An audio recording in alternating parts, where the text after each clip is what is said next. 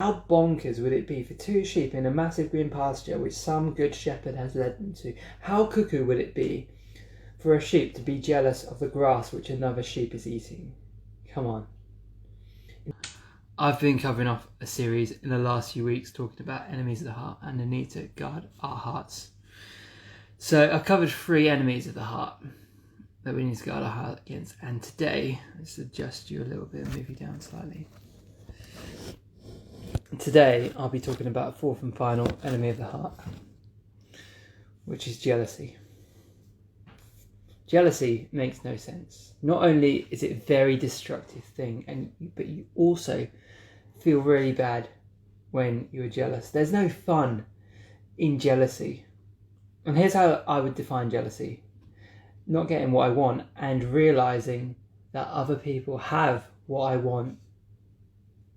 Not getting what I want and realising that other people have what I want. Jealousy says, God owes me. Other people have what I want.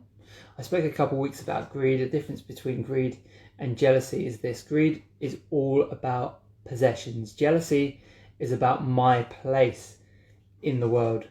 Greed is about how I think about possessions. Jealousy is how I think about other people. If you're jealous of a person, that means that you do not want them to have good things. Very often it's a feeling that they don't deserve that. They should not have that good thing. That word deserve, do we ever use it?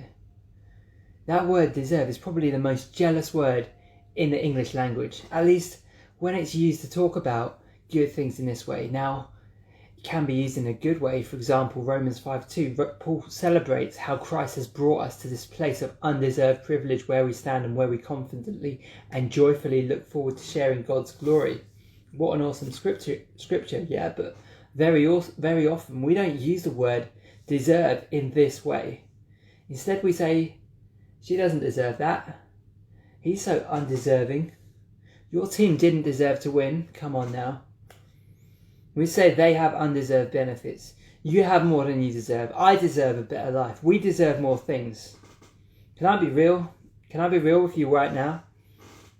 Never say someone else doesn't deserve some good thing. You know why? Because all good things come from God. So if somebody else doesn't deserve a good thing that they have got, you're basically saying God messed up. If I say somebody else doesn't deserve a good thing that they have, what I'm basically saying is God messed up. Who made us, God of the universe, that we should decide what people do and do not deserve? Being human, I am prone to say I deserve more, or that somebody else deserves less. If somebody has something that God saw fit for them to have, maybe, just maybe, there is something God sees that I don't see. Maybe there is something that God knows that I don't know. Maybe, just maybe, what I really need is not the thing that they have. What I really need is to let it go, celebrate them, celebrate the good thing that I don't think they deserve. And therefore, I will celebrate that they got that thing. How awesome is it for them? Why does it annoy us so much to see someone else blessed by God? Do we really think that God's blessings are limited? Don't we all love pizza? Don't you love it when your family order pizza?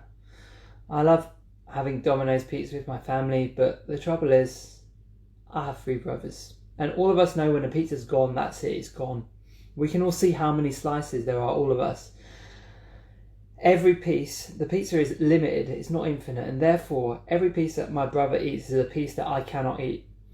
And it could be there's not enough pizza to go around. We may run out of pizza before I've had enough, whatever enough is. Sometimes we look at God's blessing like it's pizza, like every blessing someone else gets is something that's no longer available to us. But God's blessings are not like pizza. God is never going to run out of blessings. Just in case you don't believe me, let's get our Bibles, see what God says. Open up our Bibles and turn to John chapter 10. This is what it says in verse 7. Jesus said to them again, "Most assuredly I say to you, I am the door of the sheep. All who ever came before me are thieves and robbers, but the sheep did not hear them. I am the door. Anyone who enters by me will be saved, will go in and come out, and will find pasture. The thief does not come except to steal, kill, and destroy. I have come that they may have life, and have it more abundantly. Consider this, my friends.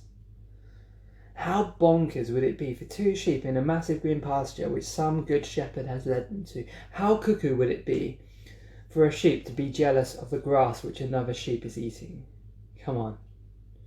In a big field, surrounded by fresh green grass, new grass all around, growing up, one sheep says, that neighbour sheep over there doesn't deserve those blades of grass he's eating right now. That's us. Right there, that's us when we get jealous of something someone else has. Jesus is the gateway, the door to a place where all of us, his sheep, can have good things.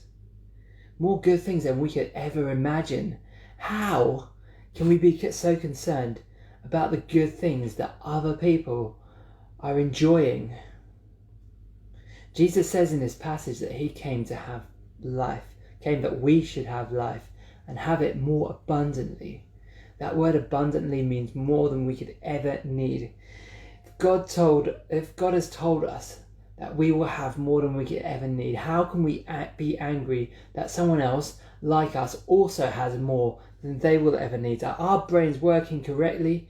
If we have more than we will ever need it, and yet we're thinking about things that we don't have, how can we ever enjoy the good things that God has gave to us? How can we do that when we're busy looking at the things he hasn't given us? The way to defeat greed and the way to defeat jealousy is to celebrate other people who have good things, to say, good for you.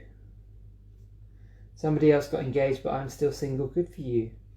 Someone else got a better grade than me even though I studied harder, good for you. Someone else has more followers, good for you. Someone else gets more likes, good for you, good for you. Let's celebrate the good things that other people have rather than being jealous of them. Let's learn to say, good for you. That's all I wanted to say tonight. Thank you for joining me. Great to see you guys. I'll be back in 2 weeks. Night.